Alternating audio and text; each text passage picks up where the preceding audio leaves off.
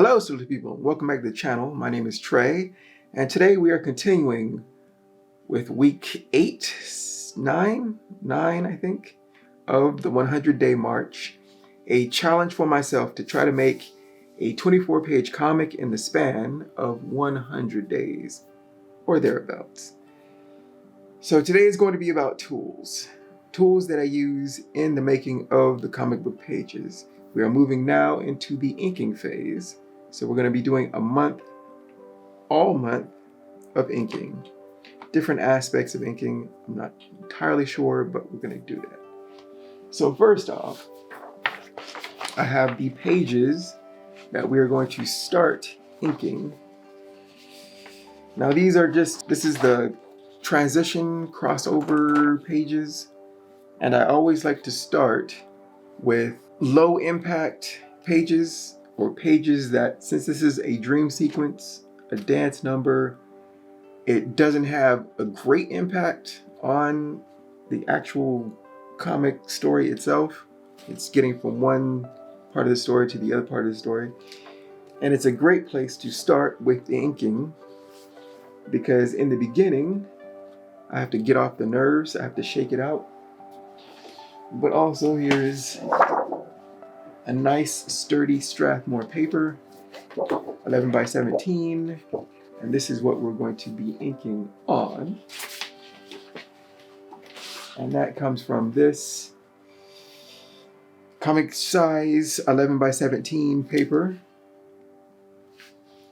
11 by 17, 24 sheets, 100 pounds. And it's nice, clean, clear, and sturdy. And it's got all the markings for comic books. We'll switch to top down and we'll go over the tools that I use for this month of inking. The 100-day march and the tools that I use in this week 9, I believe, where we will start a month of inking. And so I have my tools out and we'll go through the tools. So first off, we have something that we're going to ink, and this is the pages that I did in Clip Studio Paint, printed out on 11 by 17 paper, and now we're gonna start inking them. Now when I first start, I am the most shaky ever. The hand gets the jitters, and you gotta work your way into it. You gotta work your way back up and into it. Back on the horse, back into it. So I usually pick a page that is not so strenuous, not crazy. And so that's where we're starting with this. I got 2 of my transition pages, 1 and 2. And because they're transition pages, they don't need to be super crazy to find. And I feel it's a good way to start. I think this will be a good practice to ease myself back into the flow. So it's a dance number between Beautiful Beast Kiss and DC the Moon Tiger Moon Cat. But yeah, these are the pages I'll be inking to get myself back into shape before I do the ones that we did last month, which was page 1, 2, 8, and 6.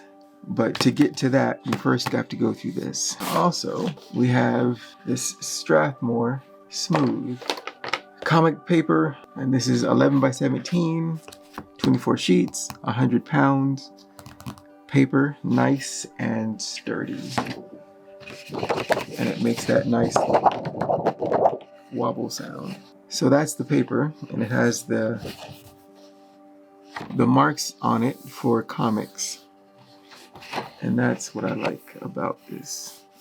I could cut 11 by 17 myself, or buy Strathmore and other paper makers. But I like that it's all right here. So that's the paper and the samples that I will be working from. Now let's talk about inks. And so these are, well, there's more. So I have a lot of inks of various sizes, shapes, and all of that. So let's see, where do we start?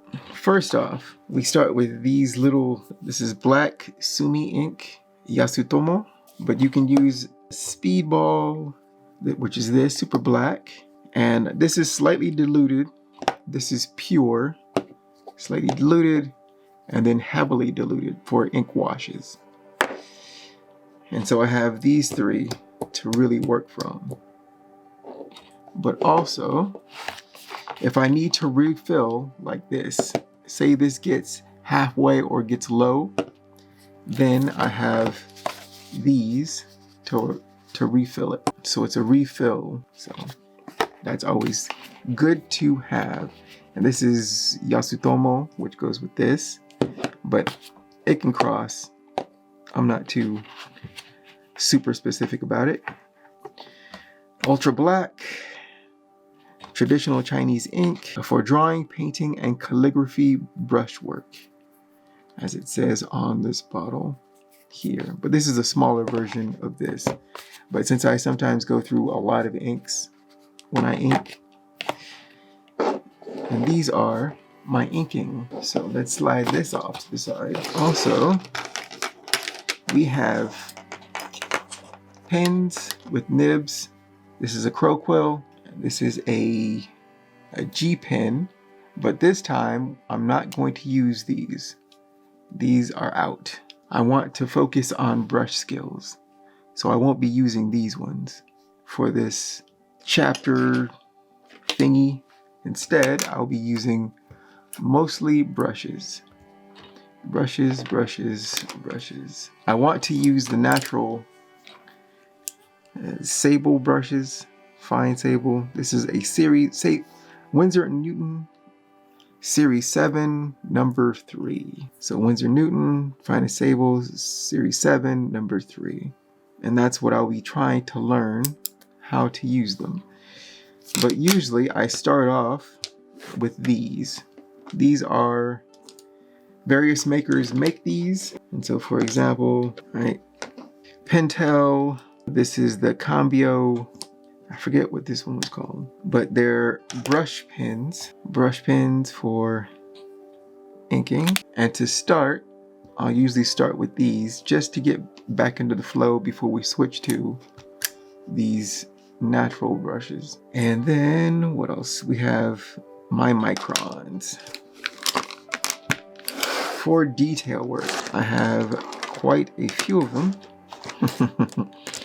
This is a brush, a bit of an exception, and I think it's pretty much used. Oh no, that's pretty good.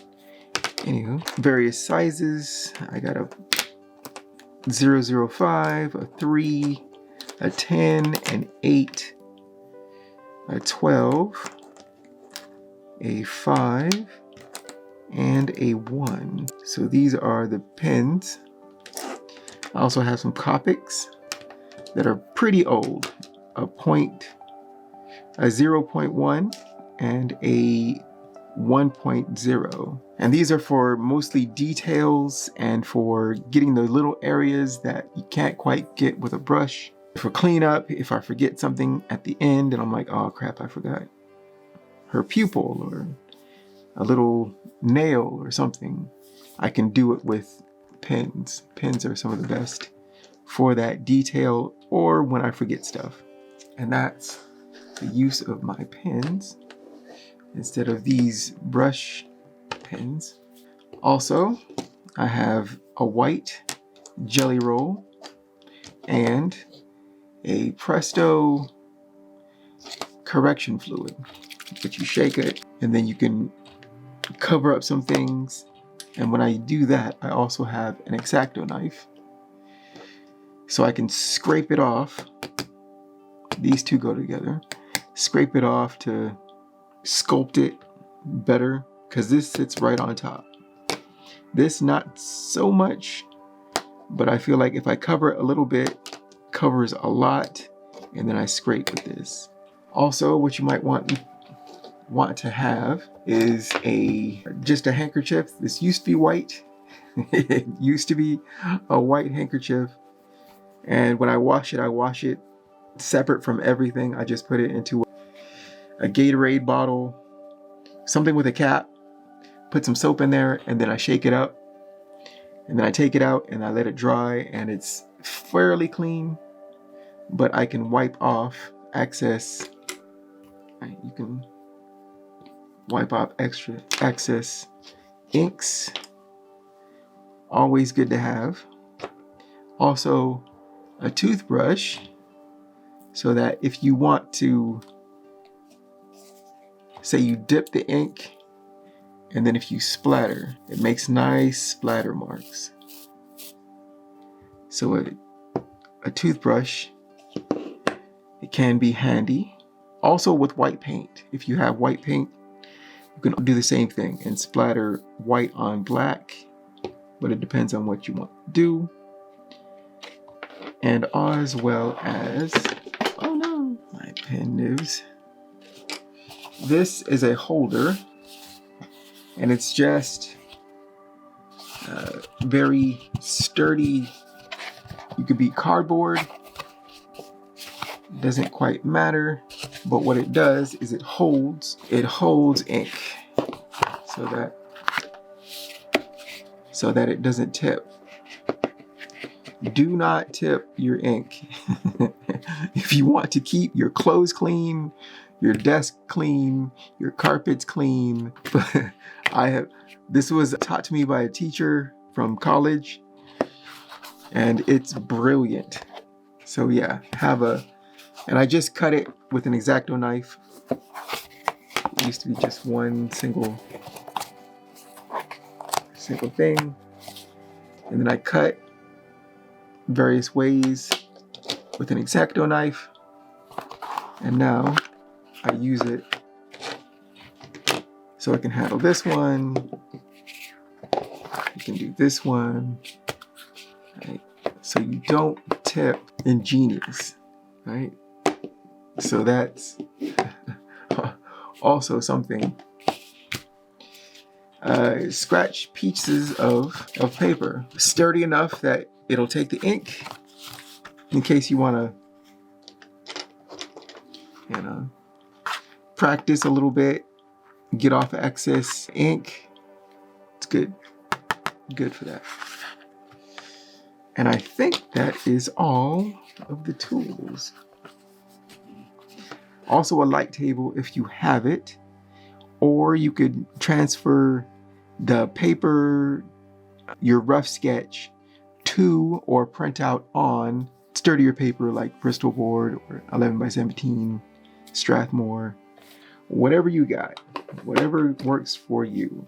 And of course, if you wanted to do it digitally, you can do it digitally. Everyone has their preferences, but I'm going traditional. And then I clean up in digital. I think I forgot my outro. So these are all the tools that I will be using to ink this 24-page comic in the span of 100-ish days. And so thank you for joining me. I have been Trey. You can find my work at treyhodges.com. Power to all the creators, and I will see you next week with week, I believe, is 10, where we'll have some ink stuff, and we'll continue with this month of inking. Take care, keep shining.